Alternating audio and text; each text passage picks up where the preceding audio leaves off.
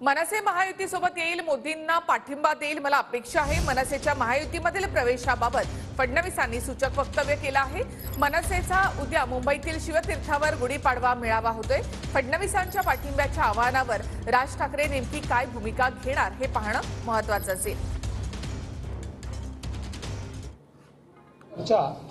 या गेल्या काळामध्ये आमच्या झालेल्या आहेत।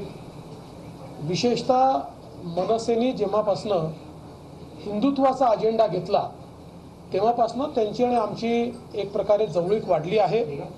महाराष्ट्र नवनिर्माण सेना ही देखील महायुतीसोबत त्या ठिकाणी राहील, मोदीजींच्या सोबत राहील। मोदीजींना त्यांचा पाठिंबा असेल, अर्थात त्यांचा पक्ष आहे, त्यांना निर्णय घ्यायचा आहे।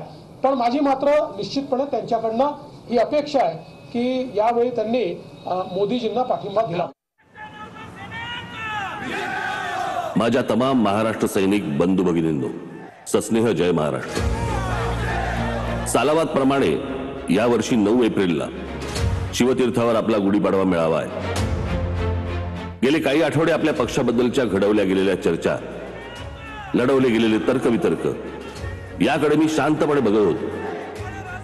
तुम्हाला पण अनेकांनी प्रश्न विचारून भंडावून सोडलं असेल, पण आता वेळ आली आहे या सगळ्यावर तुमच्याशी बोलण्याची। नक्की काय घडलंय, नक्की काय घडतंय हे सांगण्याची। 9 एप्रिलला शिवतीर्थावर या, मला आपल्याशी प्रत्यक्ष बोलायचंय। धन्यवाद। जय हिंद, जय महाराष्ट्र। जमलेल्या माझ्या तमाम हिंदू बांधवांनो, भगिनींनो आणि मातांनो,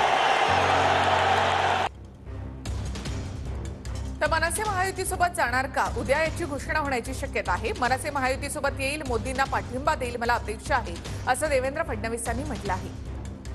मनसेचा उद्या शिवतीर्थावर गुढीपाडवा मेळावा होतोय। काय घडलं, काय घडतंय उद्याच्या मेळाव्यामध्ये सांगणार मनसेचा सूचक असा टीझर समोर आलाय। काही दिवसांपासून मनसे महायुतीसोबत जाणार असल्याच्या चर्चा आहे। राज ठाकरेंचे काही दिवसांपूर्वी दिल्ली दौरे देखील झाले। दिल्ली दौऱ्यामध्ये अमित शहांसोबत त्यांची भेट झाली आणि त्यानंतर या चर्चेला बळ मिळालं। राज ठाकरे यांच्यासोबत फडणवीसांच्या अनेकदा बैठका झाल्या। मनसेसोबत युतीची चर्चा झाली, यासाठी देवेंद्र फडणवीसांकडून देखील दुजोरा देण्यात आलाय।